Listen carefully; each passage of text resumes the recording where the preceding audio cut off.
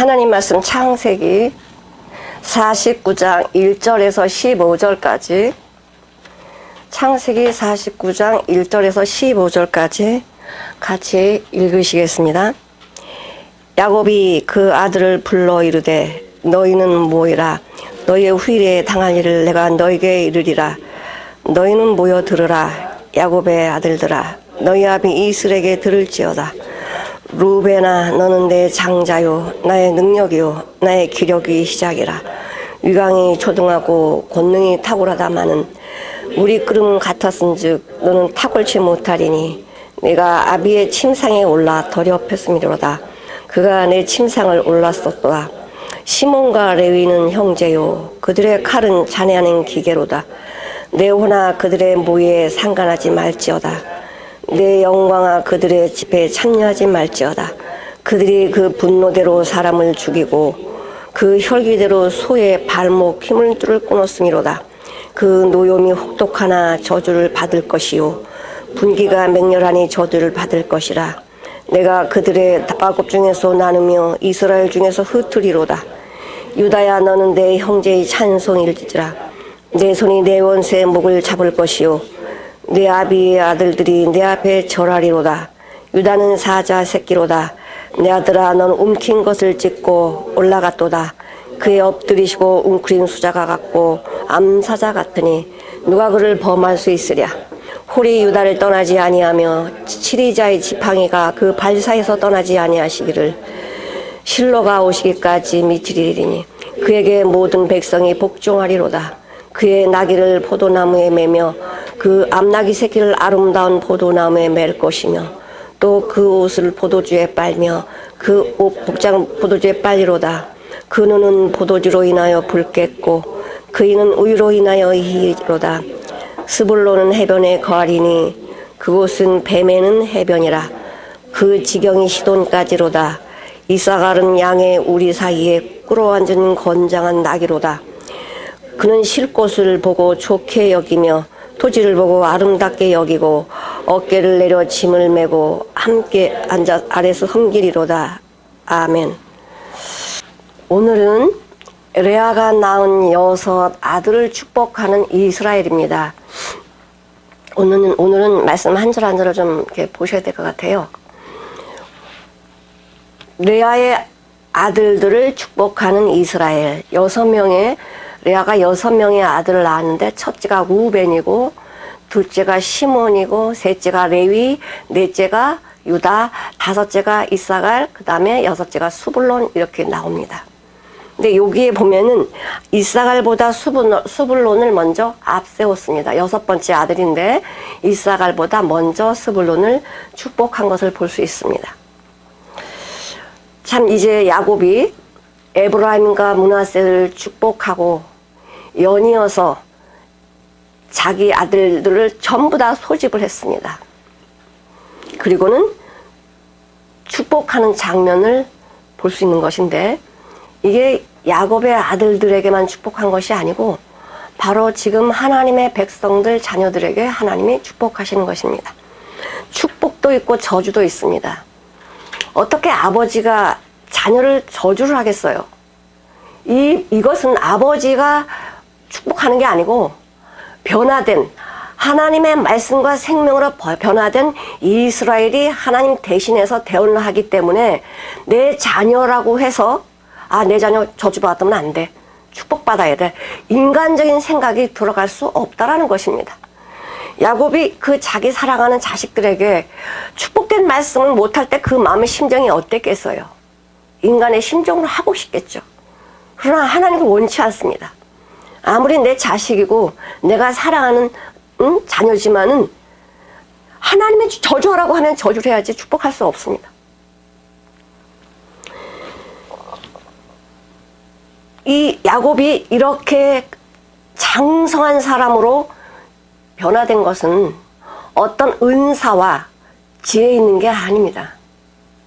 장성하다는 건 자랐다는 것이죠. 자랐다는 것은 은사가 자라는 게 아니고요. 예언이 자라는 게 아니고요. 지식이 자라는 게 아니에요. 자라는 건 생명이에요. 내 안에 생명이 있어야만 이 생명이 성숙하고 자라는 것입니다. 생명이 없으면 자랄 수 없습니다.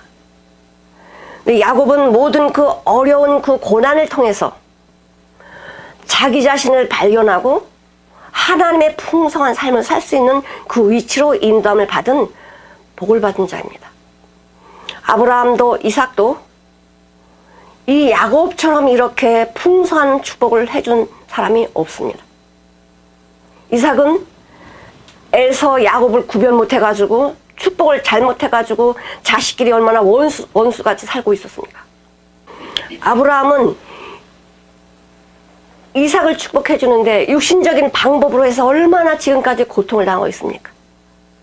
성숙되지 못한 신앙은 장성한 믿음의 분량이 되지 않으면 분별이 안 되는 거예요. 영적으로 분별이 안 되는 거예요. 여기 1절에 보면 야곱이 그 아들을 불러 이르러, 아들을 부르는 자는 누구냐면 내 육신적으로 낳은 아버지예요. 아버지가 자기 아들을 부른 거예요. 그래서 야곱이에요. 야곱이 야고브라고 해서 빼앗는 자, 탈취하는 자, 속이는 자, 거짓말장애, 이 뜻을 가지고 있어요. 그러니까 야곱이라는 것은, 야, 나는 이런 사람이야. 나는 거짓말하는 아비야. 나는 빼앗는 아비야. 나는 이런 야곱이야 라고 자식들에게 이야기하는 건 내 안에 있는 것이 네 안에 있다는 거예요. 어떤 부모가 자기의 그런 허물을 드러내고 말하는 부모가 어디 있겠습니까?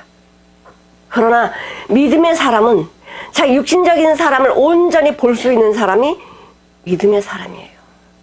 자기를 온전히 볼 수 없으면 믿음의 사람이라고 말할 수 없습니다. 사도 바울이 말씀하신 것처럼 나는 죄인 중에 괴수라. 믿음의 사람은 자기 정치를 알아요. 나는 하나님을 대적했고 나는 하나님을 회방했고 핍박한 자야. 믿음의 사람은 자기 자신을 보게 됩니다. 그래서 내 안에 있는 것을 신뢰할 수가 없다는 것을 너무나 잘 알아요. 그래서 사도 바울은 나는 날마다 내 안에 나오는 것은 날마다 죽어야 되는 것을 알았어요. 내가 자랑할 것은 내가 죽은 다음에 그리스도 사는 것이 나의 자랑이다. 그리스도가 내 안에 사는 것이 자랑이다라고 믿음의 사람이 이렇게 고백을 하는 거예요. 야곱도 이 147살, 147세 이제 죽음을 앞에 두고 있는데 그동안 살아오면서 아버지를 속이고 형을 속이고 외삼촌 집에 가서 이런저런 고난을 받고 라반에게 죽을 상황에 가고 에서 형에게 죽을 뻔했는데 하나님이 살려주시고 엄청난 고난들을 통과하면서 자기 자신이 얼마나 미약한지를 보게 됐습니다. 내 안에는 의지할 게 아무것도 없구나. 순간순간 숨을 쉴 때마다 내 안에 나오는 것은 나를 힘들게 하는 것이고 나를 절망 가운데 두는 것이고 이런 것은 야곱은 철저하게 시험을 한 사람입니다. 그래서 야곱이 그 아들을 불러 이르되 너희는 모이라. 모이라는 건 명령이에요. 모이라. 소집하는 것. 그리고 모여서 후일에 당할 일을 내가 너희에게 말하겠다는 것입니다. 후일에 당할 일을 내가 말하겠다. 낳으신 나를 자식을 낳은 분은 야곱이고요. 지금 말씀하는 아버지는 야곱이 아니고 이스라엘이에요. 이스라엘은 하나님과 목숨 걸고 겨루어서 받은 이름이야. 그러니까 하나님이 주신 이름이 이스라엘이에요. 그래서 2절에 보니까 너희는 모여 들으라. 야곱의 아들들아. 너희 아비 이스라엘에게 들을지어다. 모여있는 너희는 야곱에서 났지만 거짓말장에서 났지만은 내가 하나님 말씀을 배워날 때는 난 야곱이 아니야. 이스라엘이야. 육신은 너무나 연약한 가운데서 정말 지탱하기 힘든 야곱이었지만은 축복할 때만큼은 여기서 하나님의 생명으로 풍성한 누림을 갖고 있었습니다. 루벤에게 이야기합니다. 루벤에게. 우리 이렇게 결혼하신 우리 성도님들은 첫 자식을 낳을 때, 자녀를 낳을 때 마음이 어때요? 이건 기분이 좋다라고 말하기보다는 뭔가가 엄청난 것을 이루어낸 뭐라 그러나요? 마음의 뿌듯함. 그리고 말로 형용할 수 없는 기쁨. 내가 자녀를 낳았다. 그것도 옛날 같으면 첫 아들 나오면 엄청 가정에서는 완전 축제죠, 축제. 근데 야곱 같은 경우는 나이가 많았어요. 77세에서 결혼을 했어요. 그것도 부모랑 이렇게 정말 아름다운 거에 그런 환경에서 결혼한 게 아니고 종살이 하면서, 외삼촌 라반의 집에서 종살이 하면서 그 대가로 아내들을 얻었습니다. 그러니 종살이 하면서 아내를 얻은 이 야곱의 마음이 어땠겠어. 자식을 낳을 때 이거는 하늘을 얻은 것만큼 기뻤어요.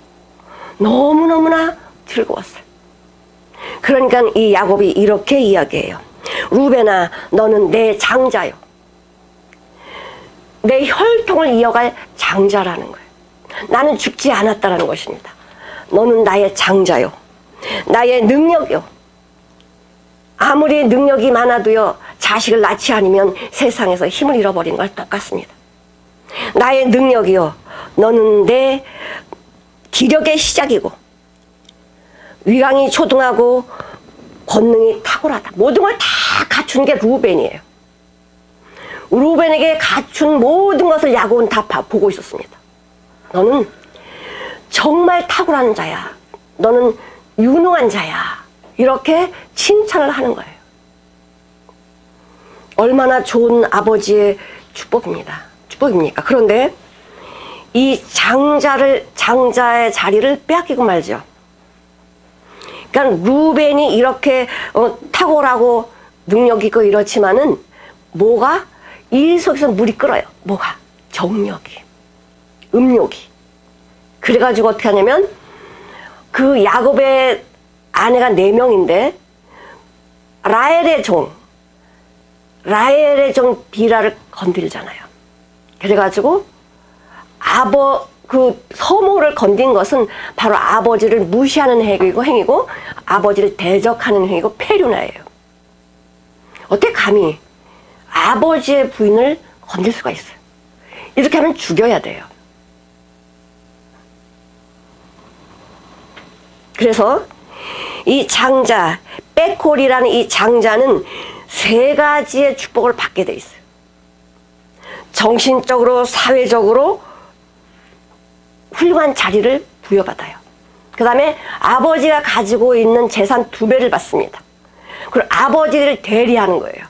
아버지와 같은 자야. 이런 장자의 이런 축복을 내 육신 안에 있는 정욕으로, 음욕으로 말미암아 박탈당해요.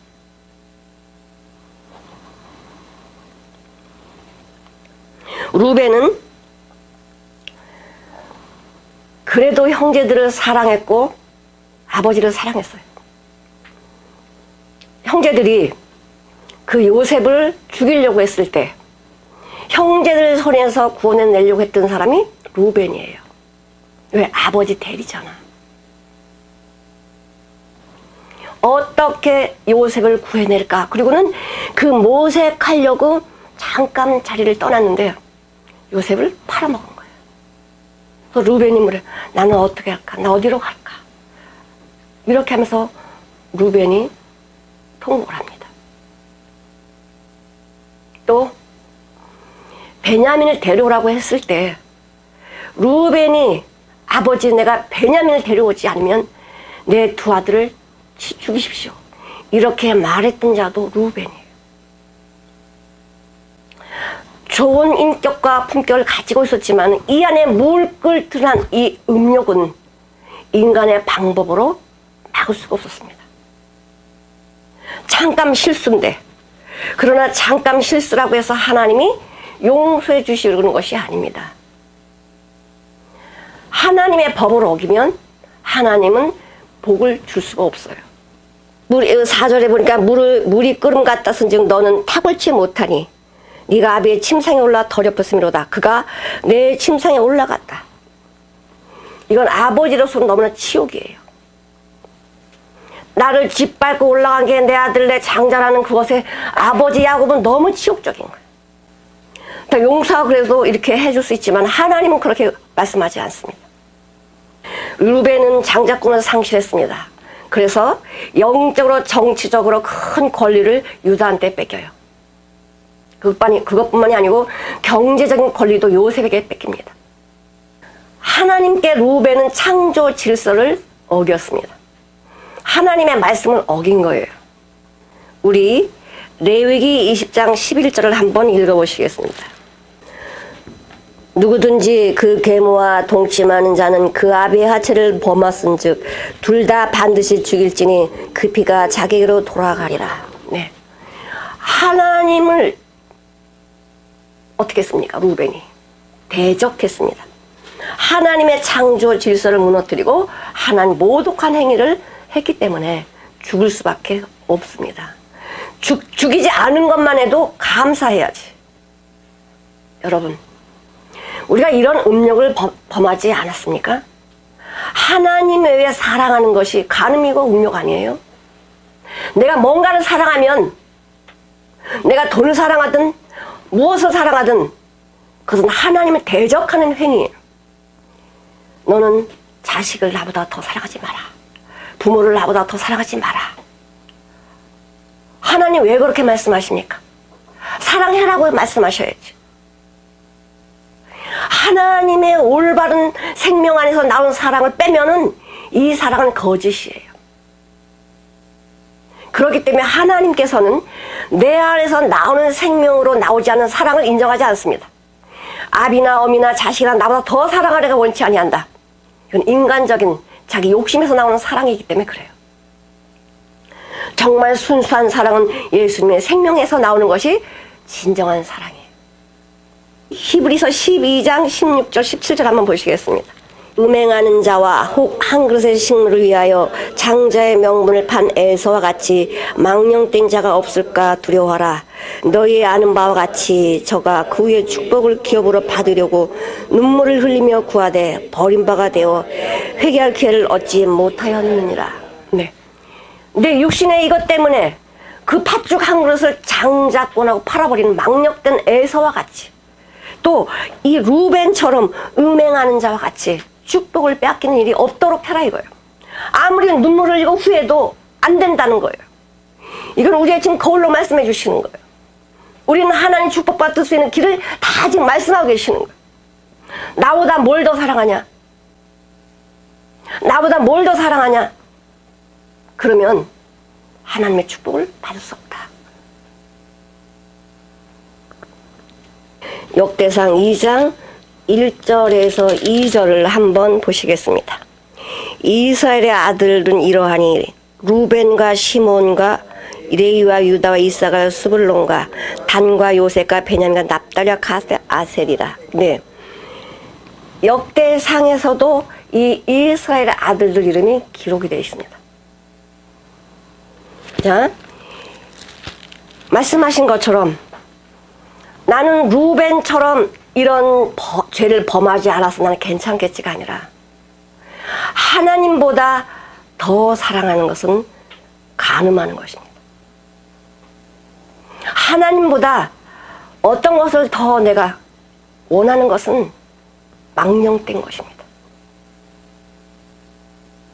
하나님의 진정한 사랑을 모르기 때문에, 장자의 그 축복권이 얼마나 귀한 건지를 모르기 때문에 망령된 행위를 하고 음행을 하는 것이죠.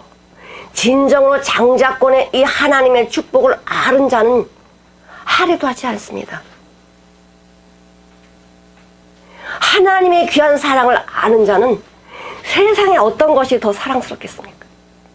세상에 있는 것들은 사라지는 안개와 같은 것이고 내가 소유할 수 없는 것들인데, 하나님이 나에게 주시는 것은 없어지지 않는 거예요. 지금도 영원히.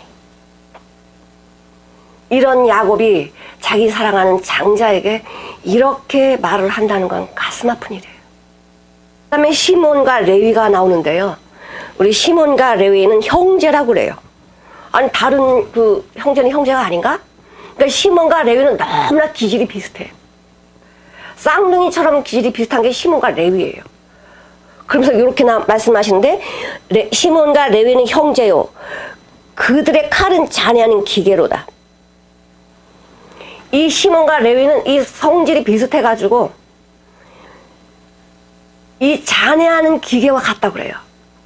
집안에 뭐 그런 살인적인 기계를 가지고 있는지는 모르겠지만 아무튼 마음이 그렇게 좀 잔해하는, 좀 사악한 그런 기질을 가지고 있어요.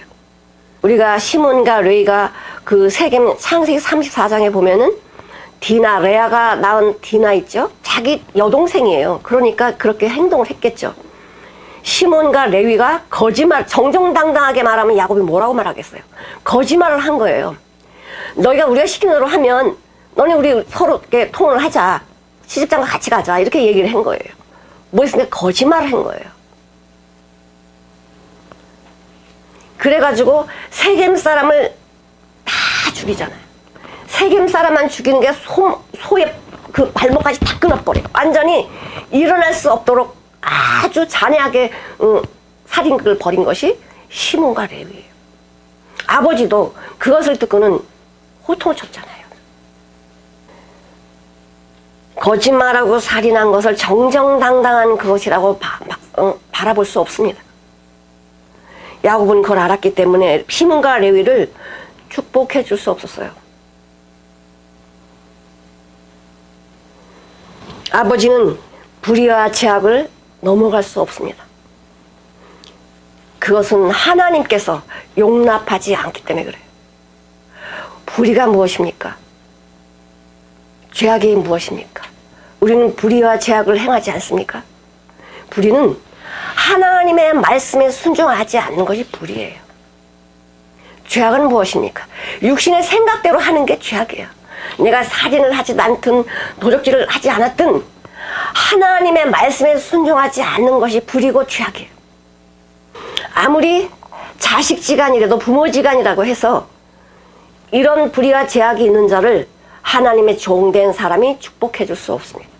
그래서 성경 고린도후서 6장 14절에는 믿지 않은 자와 같이 멍에를 매지 마라. 아무리 형제 중에 있다 하더라도 빛과 어둠이 어떻게 함께 공존하겠냐. 그러면서 그 밑에 말씀을 하시죠. 6절에 내 호나 그들의 모의에 상관하지 말지어다. 네 영광에 그들의 참 집회에 참여하지 말지어다. 그들의 그 분노대로 사람을 죽이고 그 혈기대로 소의 발목 힘줄을 끊었음이로다. 아무리 형제라고 걔네들과 함께하지 말라는 거예요. 걔네들과 함께하는 영광에 같이 가지 말라는 거예요. 아무리 형제라도. 단호하게 야곱은 시몬과 레위에게 이렇게 말했습니다. 이건 축복이라고 볼 수가 없죠. 어떤 면에서는 저주예요. 이 시몬 이 축복은요, 모세는 시몬을 축복하지 않습니다. 빼요. 그걸 어떻게 하냐면은 이 야곱이, 이스라엘이 시몬 자기 아들을 이렇게 말씀할 때에 자식이 번성하는 게 축복이거든요. 근데 유단이 인구조사 할 때 76,500명이었어요. 모세가 이제 인구조사를 할 때요. 그런데 시몬 지파는 22,000명. 먼저 형이잖아요. 형이 22,000이고 유다가 76,500이면은 몇 배나 많아. 이렇게 시몬은 하나님의 축복을 받지 못했어요. 이 안에서 들끓는 잔해함이, 이 간악함이, 살인이 하나님의 복을 받을 수 없는 자가 돼서 모세의 축복에도 떨어져요. 모세가 시몬을 축복하지 않습니다. 믿는 자들은 영생과 축복을 받겠지만은 믿지 않는 자들은 영벌이에요. 저주예요. 내가 예수님 믿어 이 말로 하는 게 아닙니다. 믿는다라는 건 삶이에요. 삶이 되어지지 않는 믿음은 믿음이 아니에요. 하나님은요, 우리의 중심을 보시지만은 그 열매를 보셔요. 신명기 33장에 보면은 모세가 야곱의 열단을 축복하는데 시몬은 빠져요. 다 축복하는데 유언을 하는데 빠진다고 생각해 보세요. 아버지 재산이 많아. 근데 이걸 다 나눠줘야 되는데 내가 빠졌다라고 생각해 봐요. 이걸 가벼운 일로 보시면 안 된다는 거죠. 지금도 우리에게 말씀하시는 거예요. 하나님의 말씀을 믿는 자들, 하나님의 말씀으로 사는 자들은 유다가 받은 축복 받는 거예요. 하나님이 놀라운 축복으로 우리에게 내려주시는 것입니다. 그래서 시몬은요, 이 땅을 분배를 받을 때도 이 시몬의 땅은 이거 우리 땅이야 이렇게 말할 땅이 없었어요. 유다 땅에 더부살이로 사는 거야. 유다가 속해 있는 그 땅 더부살이로 살고 흩어져서 살았어요. 내가 거처할 영토가 땅이 없는 거예요. 근데 레위는 어떻습니까? 레위도 똑같이 시몬하고 똑같이 살인을 했잖아요. 레위도 흩어지는 삶이야. 레위 땅은요, 여기 이거 레위 땅이야 하고 이렇게 고정되어 있지 않았습니다. 근데 레위는 어떤 자이냐면 자기 안에 있는 이 살인적인 잔해함을 어떻게 썼느냐, 하나님의 일에 썼다는 거예요. 하나님의 일에. 자, 우리 여기 한번 보시겠습니다. 민수기 35장 2절 보시겠습니다.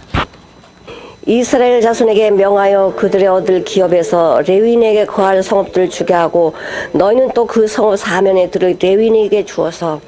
레위인은 이렇게 어느 땅을 기업으로 준 것이 아니고 레위인은 48개 성읍을 얻게 돼요. 그러니까 더 많이 얻어요.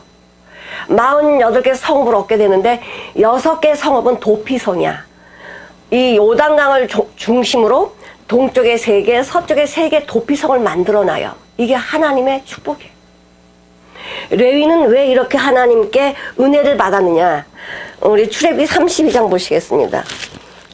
출애굽기 32장 29절을 한번 읽어보시겠습니다. 모세가 이르되 각 사람이 그 아들과 그 형제를 쳤으니 오늘날 여호와께 헌신하게 되었느니라.